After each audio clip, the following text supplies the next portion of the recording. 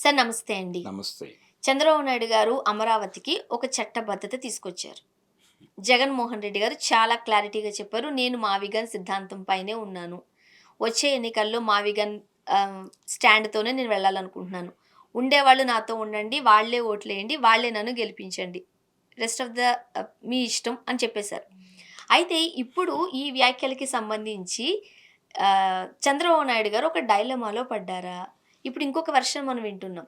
టీడీపీకి సంబంధించిన వాళ్ళు కూడా మావిగన్ పైనే ఆసక్తి చూపిస్తున్నారు. 12 సంవత్సరాల నుంచి చంద్రబాబు నాయుడు గారు అదే అన్నారు.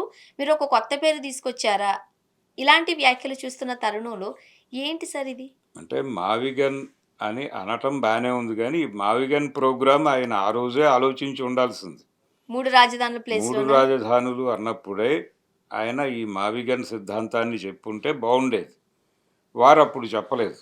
అప్పుడు చెప్పకుండా ఇప్పుడు చెప్తున్నారు. ఇప్పుడు ఏం జరిగింది? 5 సంవత్సరాలు గ్యాప్ వచ్చింది ఆయనకి.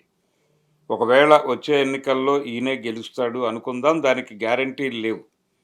ఆఖరి క్షణంలో గెలవచ్చు, గెలవకపోనూవచ్చు మొన్నటి ఎన్నికల్లాగానే. హ్మ్.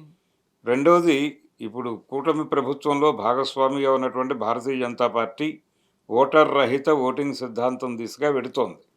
కాబట్టి వాళ్ళు ఎవరిని గెలిపించాలనుకుంటే వాళ్ళు గెలుస్తారు, ఎవరిని ఓడించాలనుకుంటే వాళ్ళు ఓడిపోతారు అని ప్రపంచమంతా అనుకుంటున్న సందర్భంలో తిరిగి నేను అధికారంలోకి రాగలను అనే భరోసా ఉందా ఈయనకి?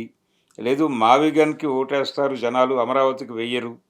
ఇవన్నీ రాంగ్ నోషన్స్. ఒకటి, 2019 ఎన్నికల సందర్భంగా అమరావతి ఎజెండాతోనే చంద్రబాబు గారు ఎన్నికల్లోకి దిగాడు.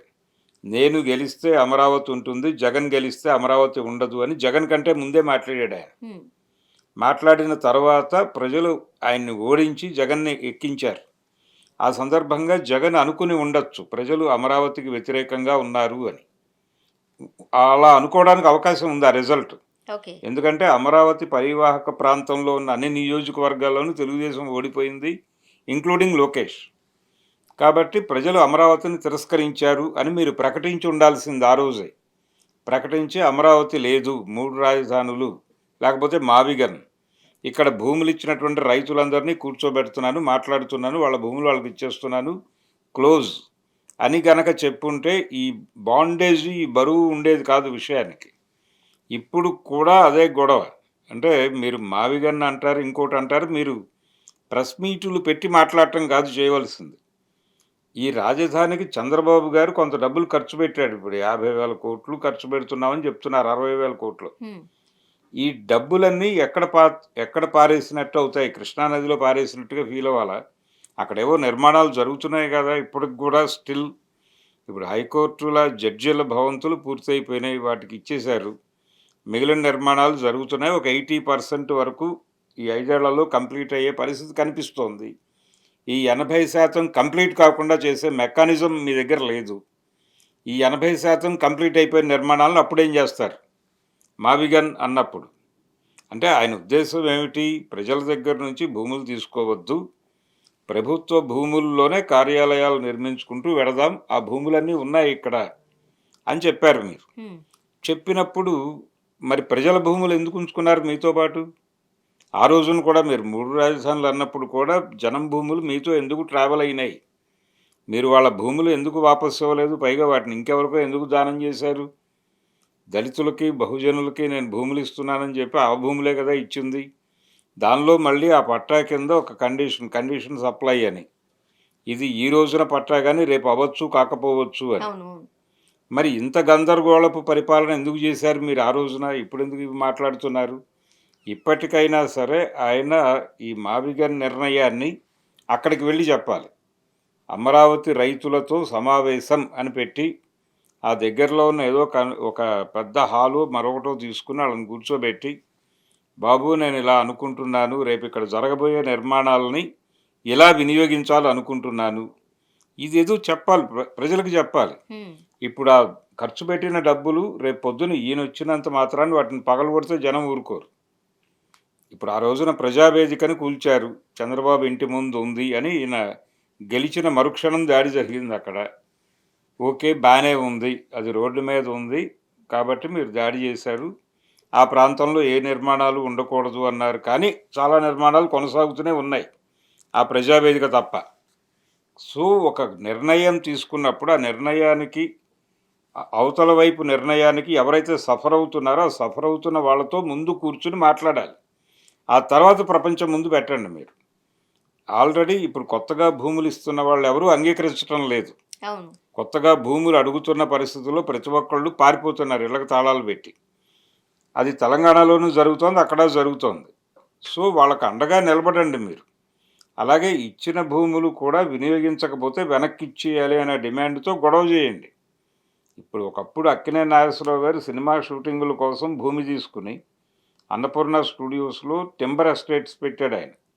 పెట్టగానే ఎన్టీ రామారావు గారి ప్రభుత్వం ఆయనకు నోటీసులు ఇచ్చింది. మీకు ఎక్కువైపోయి ఉంటే వేరే వ్యాపారాలకు వాడటం కాదు, దాన్ని ప్రభుత్వానికి హ్యాండ్ ఓవర్ చేయండి. హ్యాండ్ ఓవర్ చేయండి అని నోటీసులు ఇచ్చారు. ఆయన కోర్టుకెళ్ళి దాదాపు సుప్రీంకోర్టు వరకు దెబ్బలాడాడు ఆయన. కాబట్టి అలాంటిదేదో జరగాలి కదా! ఇక్కడ కూడా అదే జరగాలి. మీరు వినియోగంలోకి తీసుకురాలేని భూములు మీ దగ్గర ఎందుకు ఉంచుకోవాలి? వాళ్ళకిచ్చేయాలి. ఎవరి భూములైతే మీరు తీసుకున్నారో మేము ఇలా వినియోగిస్తామని, వినియోగించనప్పుడు అవి అదనపు భారంగా మారతాయి ప్రభుత్వాలకు. వాళ్ళకి డబ్బులు ఇవ్వాలి కదా మీరు. హ్మ్. ప్రతి నెల కౌలు డబ్బులు వేయాలి కదా! వాళ్ళ అకౌంట్‌లో ఎక్కడ ఎందుకు వేయాలి వాడినప్పుడు? ఇచ్చేస్తే క్లోజ్ అయిపోతుంది. ఆ డబ్బులు మిగులుతాయి కదా! ఇంకేదైనా పని చేసుకోవచ్చు మీరు.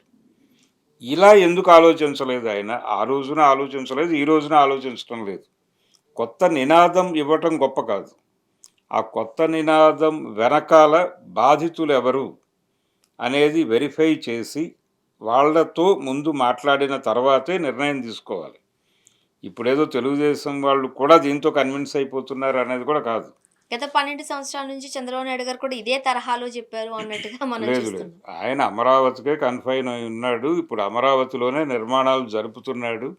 డబ్బులు పట్టుకొచ్చి, ఆ నిర్మాణాలని ఏం చేయదలుచుకున్నాడో కూడా జగన్మోహన్ రెడ్డి గారు చెప్పాలి. ఇప్పుడు రాజధానికి 33,000 ఎకరాలు స్వచ్ఛందంగా ఇచ్చిన రైతులు సెకండ్ ఫేజ్ వచ్చేసరికి నో చెప్తున్నారు. మంత్రి నారాయణ గారిని గట్టిగా నిలదీసిన సందర్భం మనం చూస్తున్నాం. వాళ్ళైతే ఇచ్చేస్తున్నారు అంటున్నారు కానీ మీడియా చెప్తోంది ఏం జరుగుతోంది అని. మరి ఈ టైంలో డైలమాలో పడినట్టేనా చంద్రబాబు నాయుడు గారు? రైతులు ఎవరి వైపు ఉంటారు? చంద్రబాబు డైలమాలో పడలేదు. అంటే జగన్ ఇంకొంచెం క్లారిటీతో వెళ్తే గనక డైలమాలో పడతాడు. ఇంకొంచెం క్లారిటీతో వెళ్ళి జనం దగ్గరికి వెళ్ళి, ఇప్పుడు నడుస్తున్నటువంటి నిర్మాణాలు ఇన్ టైంలో పూర్తవుతాయా లేదా? ఆయన చట్టబద్ధత తీసుకొచ్చాడు, ఓకే దానికి. పార్లమెంట్‌లో ఇప్పుడు ఈయన కూడా పార్లమెంట్‌కి వెళ్ళి బిల్లు పాస్ చేయించుకోగలను అని మాట్లాడాడు కానీ, అది అంత ఈజీగా అయ్యే పని కాదు. హ్మ్. ఎందుకంటే వీళ్ళకి అంతమంది ఎంపీలు ఉండరు ఒక బిల్ పాస్ చేయించుకునేంత పరిస్థితి ఒక లోకల్ పార్టీకి ఉండదు.